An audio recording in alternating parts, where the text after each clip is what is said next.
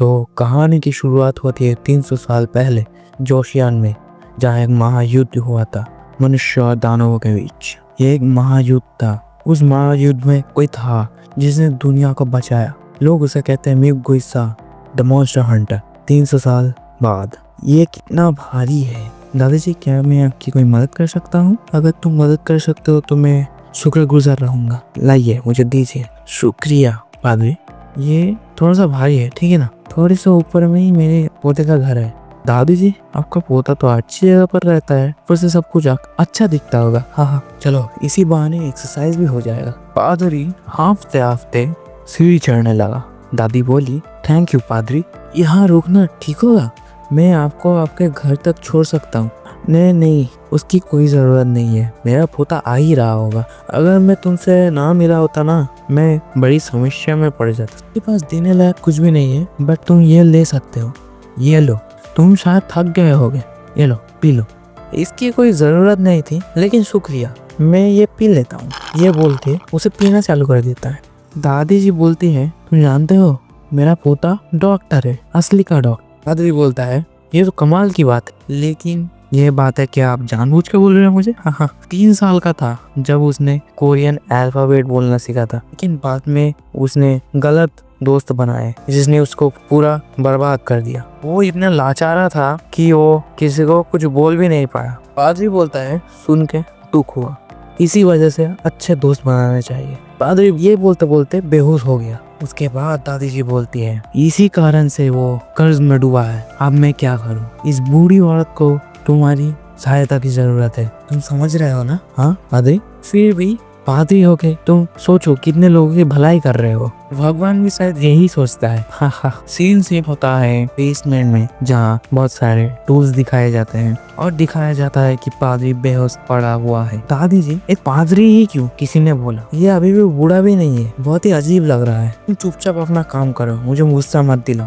हमें इतना भेदभाव करने की जरूरत ही क्या है? हमको तो सिर्फ ऑर्गन से मतलब है ना। लोगों ने सही सुना, ये उसका ऑर्गन काट के बेचने वाले हैं। बूढ़ी औरत बोलते, तुम्हें ये अजीब लग रहा है तो तुम खुद का कुछ करो। नौजवान बोलता है, अच्छा ठीक है, अब चिल्लाना बंद कर दो, दवा का असर खत्म ही हो रहा है कि जल्दी से शुरू करो तुम। ठीक है मैं करता हूँ। पादरी, मैं आपके लीवर से शुरू करूंगा, आग मत जाना, नहीं तो बहुत दर्द होगा, जल्दी खत्म हो जाएगा। दादी बोलती है, तुम्हारी वजह से ये बूढ़ी औरत ठीक से रिटायर भी नहीं हो सकती। तुम मेरे पोते नहीं, दुश्मन हो, दुश्मन। भी उसका पोता चिल्ला कर उठता है। बूढ़ी औरत बोलती है, क्या हुआ, तुम चिल्ला क्यों रहे हो? पोता कहता है, औरत, पेट के अंदर एक औरत है। दादी जी बोलती है, तुम क्या सारा रात कंप्यूटर देख के नशा करके हो? नहीं, मैं सच बोल रहा हूँ, पेट के अंदर कोई है। दादी जी बोलती है, अगर तुमने अपना मुंह खोला ना, तभी अचानक दादी के सामने पेट के अंदर से एक औरत बाहर निकला। वो देखकर दादी चौंक गई, बोल के उठी, ये क्या है? वो औरत बोल रही थी, 300 साल हो गए हैं, ये ताजी हवा, बाहर की दुनिया। दादी बोलती है, पास मत आना, लेकिन तुम नंगे क्यों हो? तुम क्या कोई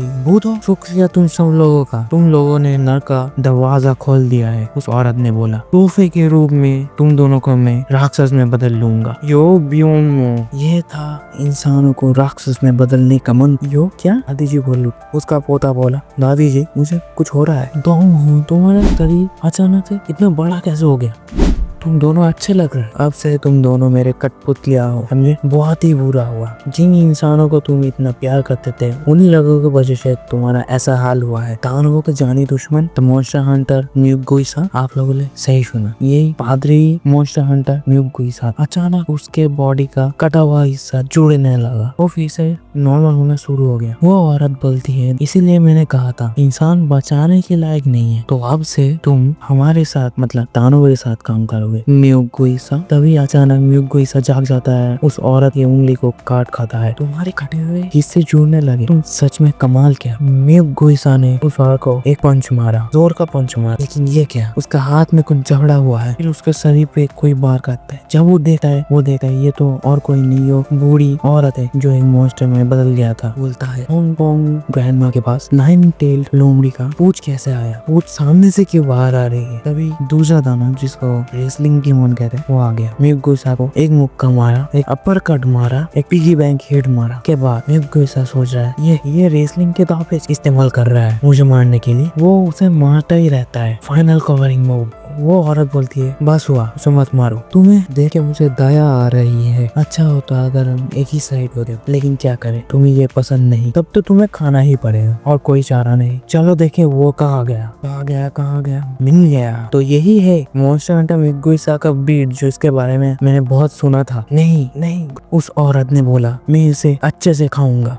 मिगुइसा ने बोला नहीं, मेरी जीवन ऊर्जा। वाह क्या बात है, मैं सब दानवों का स्वाद ले पा रहा हूँ जिसको तुमने खाया था, ये तो बढ़िया है। मिगुइसा बोलता है मैं ऐसे नहीं मर सका, एक मौका, सिर्फ एक, मेरी सारी बची हुई शक्ति मैं इसमें लगा दूंगा पीछे से। ऐसा बोल के मिगुइसा उसका यूनिक मैजिक यूज करता है। मिगुइसा unique magic, old fashion technique. तो क्या यही था तुम्हारा लास्ट उपाय, यहाँ से भाग जाना ओल्ड फैशन टेक्निक यूज करके? क्या हम उसका पीछा करें? तुम उस टेक्निक का पीछा नहीं कर सकते, वो द मॉन्स्टर हंटर मिगुइसा का ओल्ड फैशन टेक्निक था। के अलावा भी तुम्हें मैं एक चीज बता देता हूँ, जो कि है हेल डीमन वापस आ चुका है। हाँ, तो उस औरत का असली नाम था हेल डीमन। इस दुनिया को अब नर्क में तब्दील करने वाला है। इन शिफ्ट होता है रात को पार्क में, जहाँ पर कुछ बच्चों को दिखाया जाता है। एक बच्चा बोलता है होल जन्मदिन मुबारक। हा, ये कुछ ज्यादा ही फनी था। मैं सोच ही रहा था क्या तोहफा दूं तुझे, हा, लेकिन मैंने सही सोचा था, यही सबसे अच्छा होगा, खाना, कुछ मत छोड़ना, सब खा जाना। बच्चा बोलता है शुक्रिया जोंगो, बुलीड होता है, लेकिन लगता है ये कुछ ज्यादा ही हो गया है। तुम कैसे नहीं खाने वाले? मैंने कितने तकलीफों के बाद तुम्हारे लिए ये खरीदा है, तुम जानते हो। मुझे गुस्सा मत दिलाओ। नहीं, मैं खा लूंगा। वो बच्चा बोलता है मेरा नाम होल नहीं है, गोयोंग है। बचपन से ही मेरी छोटी कद के लिए मुझे बुली किया गया है। चलो खा लो। गोयोंग बोलता है ये राक्षस जैसा कमीने का नाम है आंग जोंगबो। असल में ये कमीना और मैं दोनों बहुत अच्छे दोस्त बचपन से। हम दोनों एक ही साथ बड़े हुए हैं, खेलते खेलते। मेरा एक ही दोस्त था, लेकिन हाई स्कूल में आने के बाद वो अचानक से बदल गया। ये बच्चे बोलते हैं खाओ, तुम्हें जल्दी से बड़ा होना होगा, जल्दी से खाओ। हा, ये सब कुछ मुझे तंग करने लगा। अभी सिर्फ 15 ही हुए हैं, अभी 35 बाकी है। हा, वो लोग बोलते हुए। पर तुमने इस बीच उल्टी भी की, वो भी तुम्हें खान लेना पड़ेगा। हा, ऐसे बोलते है वो हंसने लगा। गोयोंग बोलता है ऐसे लगता है कि वो एकदम अलग इंसान बन गया है। तभी जोंगबो के फोन पे एक मैसेज आता है कि 3rd ईयर के स्टूडेंट्स दारू पीने जा रहे हैं, तुम लोग चलोगे क्या? लड़की बोलते हैं हाँ चलूंगा। हाँ, ये अच्छी बात है, चलो, मुझे भी थोड़ी दारू चाहिए। गोयोंग सोचता है अब ये दारू भी खाने लगा तो अच्छा है, मेरा खाना तो रुक जाएगा। तुमने सुना होल, हमें जाना पड़ेगा, जल्दी से खाओ, तुम्हें मैं 5 मिनट दूंगा। हाँ, क्या ये सच में हो सकता है? शैतान जैसे कमीने। सीन शिफ्ट होता है और हम लोगों को दिखाया जाता है कि गोयोंग वॉमिट कर रहा होता है, सोचते हुए कि हर समय वो मुझे ही क्यों ऐसा करता है। पर एक बात अजीब है, मैं जितना भी खा लूं मैं मोटा नहीं हूँ। उसके अलावा भी मेरे बहुत सारे दुश्मन बन चुके हैं। तभी गोयोंग को कुछ आवाजें सुनाई दी। पहले उसने देखा एक हाथ, तब उसने देखा मिगुइसा को, जो अब लेटा हुआ है, उसके पास कोई ताकत नहीं बची हुई थी। गोयोंग पूछता है आप क्या ठीक हो दादाजी? गोयोंग नर्वस होकर बोलता है थोड़ा सा और संभाल लो, मैं एम्बुलेंस को कॉल करता हूँ। मिगुइसा बोलता है हेल डीमन जाग चुका है। हेल डीमन अब दानवों को नर्क से बाहर निकालेगा। वो नर्क का दरवाजा खोलने की कोशिश कर रहा है। ये सुन के गोयोंग को लगा ये पागल हो चुका है। वो सुनने के बाद फिर से 911 को कॉल करता है। मिगुइ उसका हाथ पकड़ के बोलता है मैं मजाक नहीं कर रहा हूँ, अगर नर्क का दरवाजा खुल गया तो जो लाइन शुक्र दुनिया नर्क के बीच है वो मिट जाएगा। ये दुनिया असल में नर्क में तब्दील हो जाएगी। नर्क तो हमें क्या करना पड़ेगा? मिगुइसा बोलता है मुझे खा लो। गोयोंग सोच में पड़ जाता है, बोलता है ये क्या बोल रहे हो, तुम एक बूढ़े दादाजी हो। ऐसे बोलते ही बोलते गोयोंग के मुंह को पकड़ता है और जोर से खींचता है। गोयोंग का मुंह बड़ा हो जाता है। गोयोंग बोल रहा है मैं तुमको गोयोंग का पावर दूंगा, आज से तुम राक्षसों को खाओगे एंड मनुष्य के लिए लड़ोगे। मुझे माफ कर दो, मैं ये बड़ी जिम्मेदारी तुमको सौंप रहा हूँ। क्या वो अभी मेरे मुंह के अंदर से चला गया अंदर? कैसे होल, तुम अभी भी यहाँ पर हो? मैं आ गया हूँ। तुम्हारा जन्मदिन है, ऐसे तो तुम्हें नहीं छोड़ सकता ना।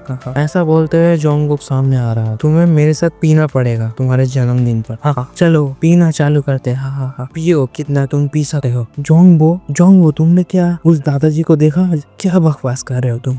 अचानक से जोंगबो का मुंह बड़ा हो जाता है। ये क्या हो रहा है? मैं जोंगबो को खा रहा हूँ। वीडियो में अगर कुछ गलत किया है तो माफ कर देना, बड़ा या छोटा भाई समझ के। असल में पहली बार वीडियो बना रहा हूँ ना, इसलिए थोड़ा नर्वस हूँ।